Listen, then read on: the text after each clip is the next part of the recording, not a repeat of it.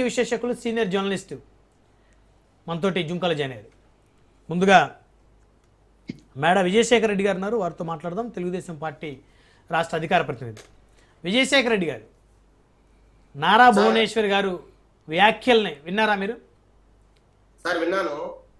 So ఎందుకు అంత ఆవేశంగా మళ్ళీ వారు చాలా సంవత్సరాల తర్వాత గుర్తు చేసుకున్నారు బహుశా?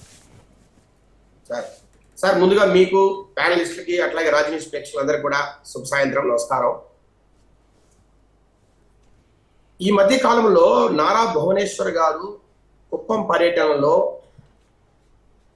ఆ రోజు నిండు అసెంబ్లీలో ఏం జరిగింది, ఎట్లా ఆమె వ్యక్తిత్వం మీద కావచ్చు, ఆమె ఒక శీలత మీద కావచ్చు, రకరకాలుగా ఆ రోజు అతి దారుణంగా ఎట్లా మాట్లాడారు, అసలు మహిళా లోకాన్ని ఎలా గౌరవించాలి, ఎలా ఆరాధించాలి, ఎలా పూజించాలి, ఇది భారతదేశం. మనం రకరకాల మనకు దృష్టాంతాలు, అసలు భారతదేశంలో హిందూ సాంప్రదాయంలో మహిళలకు ఎంత గౌరవం ఉండాలి, ఎలాగా గౌరవం ఉండేది ఒకప్పుడు. సార్ మీరు చూడండి, రామాయణం కావచ్చు, మహాభారతం కావచ్చు, ఇతిహాసాలు, మన మన మన చారిత్రాత్మక కథనాలు అవి, నాగరిక జ్ఞాపకాలు అవి.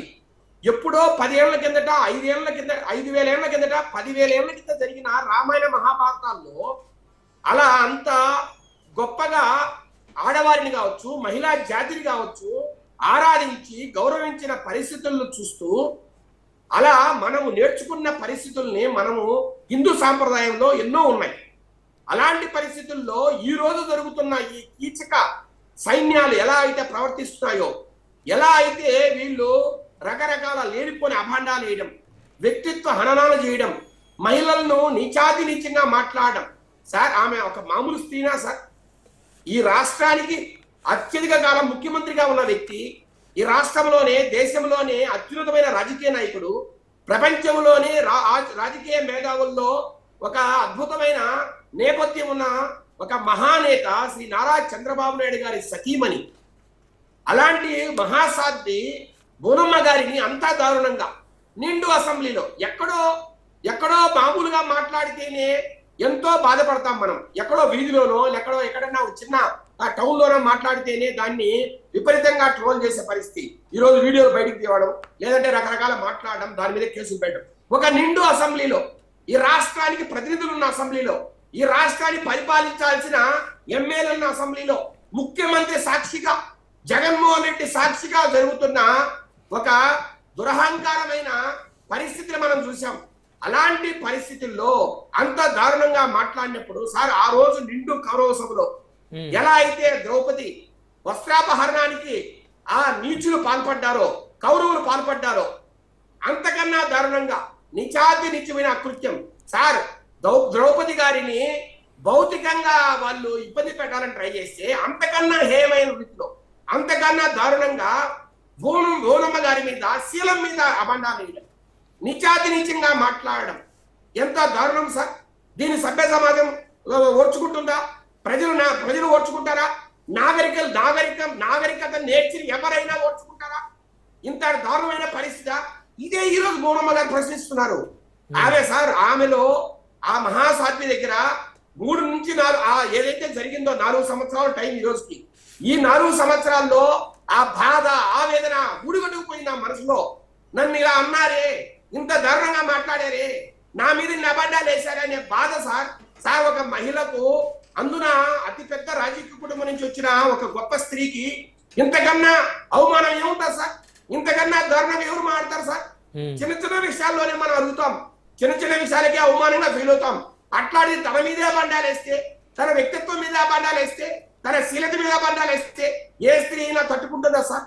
ఎంతమంది ఇబ్బంది పడిన వాళ్ళు లేరు సార్? ఎంతమంది ఆత్మహత్య చేసుకున్న వాళ్ళు లేరు సార్? ఎంతమంది దారుణంగా రకరకాలుగా చేసుకున్న వ్యక్తులు లేరు సార్? అలాంటిది బోనమ్మ గారు ఎంతో ఆత్మస్థైర్యంతో ఈ మహిళా లోకానికి ఒక ఉదాహరణ. ఆమె ఎవరు ఎన్ని మాట్లాడినా మనం ఏంటో మనకు తెలుసు, మన సత్తా ఏంటో మనకు తెలుసు, మన బుద్ధులు ఏంటో మనకు తెలుసు, మన క్యారెక్టర్ ఏంటో మనకు తెలుసు. మనం క్యారెక్టర్ మెయింటైన్ చేసిన కాలం ఏ ఎదవ ఎన్ని మాట్లాడినా, ఏ కీచక సైన్యాలు ఎన్ని ఇబ్బందులు పెట్టినా, ఈ నరాంతకులు మహిళా విరోధులు ఎన్ని ప్రయత్నాలు చేసినా మనం భయపడనక్కర్లేదు. మనము మన ఇంటబడి న్యాయ ధర్మం ఉన్నంత కాలం, ఆ దేవుడు మన వెంట ఉన్నంత కాలం మనకి ఎక్కడ చెడ్డ జరగదు సార్. న్యాయం ధర్మం పక్క మనం ఉన్నాం కాబట్టి, క్యారెక్టర్ ని మనం మెయింటైన్ చేశాం కాబట్టి ఈ రోజు ప్రజలు మనకు సపోర్ట్ చేశారు, మనకు మద్దతు పలికారు, అఖండమైన మెజారిటీలు ఇచ్చారు. మనం ఏంటో, మన వ్యక్తిత్వం ఏంటో, మన మన మన భవిష్యత్తు ఏంటో వాళ్ళు చెప్పకనే చెప్పారు. భూనమ్మ గారు ఎంత గొప్ప వ్యక్తో, ఎంతటి మహాసాధ్వో, ఆ కుటుంబం ఎంత గొప్పదో ప్రజలు డిసైడ్ చేశారు సార్. అదే ఆమె చెప్పారు. ప్రజలు మా ఇంటి ఉన్నారంటే మేము కరెక్ట్ అని, మేము న్యాయం ధర్మం తక్కున్నామని, మేము తప్పు చేయలేదని, మేము గొప్ప కుటుంబం నుంచి వచ్చామని వాళ్ళు చెప్పకనే చెప్పారు. అదే ఆమె మాట్లాడారు. అంతేకాకుండా ఆమె మహిళా లోకానికి కూడా ఒక మాట చెప్పారు.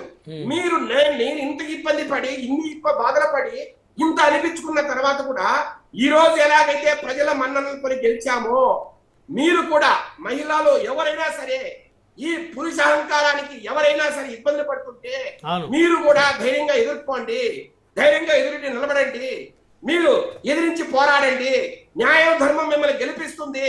ఈ ఎవరైతే మిమ్మల్ని ఇబ్బందులు పెడుతున్నారో వాళ్ళను దహించి వేస్తుంది ఈ న్యాయం ధర్మం అనేది ఆమె చెప్పకనే చెప్తున్నారు. అదే ఆమె ఈ మహిళా లోకానికి, ఈ ఆంధ్ర రాష్ట్రంలోని మహిళా జాతికి ఇచ్చే మెసేజ్ అని ఈ రోజు నేను ఘంటాపదంగా చెప్పగలను సార్.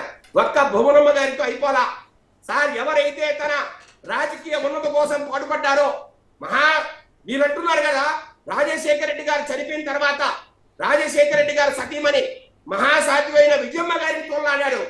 అసలు విజయమ్మ గారికే శర్మిల పుట్టిందా అని సోషల్ మీడియాలో ట్రోలింగ్ చేశారు.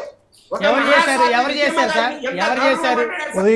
రాజశేఖర రెడ్డి గారు ఆ ట్రోలింగ్ ఎవరు చేశారు? ఆ ట్రోలింగ్ ఎవరు చేశారు? ఉదయ్ భాస్కర్. విజయమ్మ గారిని ఆ ట్రోలింగ్ ఎవరు చేశారు? వర్ర రవీంద్రారెడ్డి అనే వ్యక్తి అతని సోషల్ అకౌంట్ ద్వారా, అతని హ్యాండిల్ ద్వారా పూర్తిగా జగన్మోహన్ రెడ్డి గారి ఆధ్వర్యంలో పనిచేస్తున్న సోషల్ మీడియా వింగ్ ఎవరైతే ఐపాక్ టీం పనిచేస్తుందో, ఎవరైతే సోషల్ మీడియా వింగ్ పనిచేస్తుందో వాళ్ళు చేసినప్పుడు అది మరి జగన్మోహన్ రెడ్డి గారికి తెలిసి జరిగిందా, తెలియక జరిగిందా? ఒకవేళ నిజంగా తెలియక జరిగినా దాన్ని ఖండించాల్సిన అవసరం లేదా?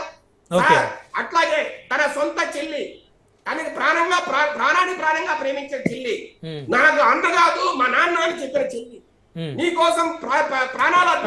ఒక్క నిమిషం మేడా విజయశేఖర రెడ్డి గారు, ఇప్పుడు మీరు వర్రా రవీంద్రారెడ్డి మీద ఆరోపణ చేస్తున్నారు కదా, ఒక్క నిమిషం మేడా విజయశేఖర